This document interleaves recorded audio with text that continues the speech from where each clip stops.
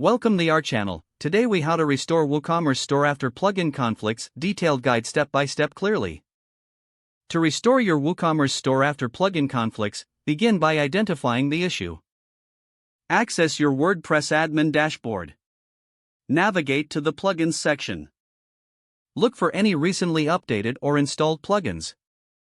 Temporarily deactivate plugins one by one. Check your store after each deactivation to see if the issue resolves. If the problem persists, move to the next plugin. Once you've identified the conflicting plugin, consider alternatives or contact its support for assistance. Next, ensure your WooCommerce and WordPress versions are up to date. Go to the Updates section in your dashboard and update as needed. If the conflict arose from a theme, switch to a default theme to test. After switching themes, check if the store functions correctly. If the issue is resolved with the default theme, the problem lies within your original theme. Consult the theme developers for support or consider choosing another theme. In some cases, clearing your website cache may help resolve lingering issues. Use your caching plugin or hosting provider's tools to clear the cache.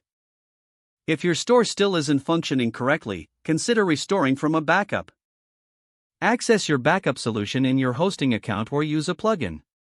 Select a backup prior to the conflict and restore your site. After restoration, monitor your store's functionality closely. Reintroduce plugins one at a time to ensure compatibility. Document any potential conflicts to avoid future issues. Once everything is back to normal, consider enhancing your website's monitoring. Implement monitoring plugins to notify you of future conflicts promptly. Remain proactive with regular updates and backups to prevent similar situations. If the page does not load, refresh the browser or try again in a private or incognito window.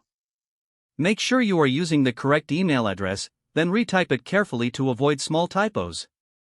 If your password is not accepted, use the reset option and create a new strong password you can remember.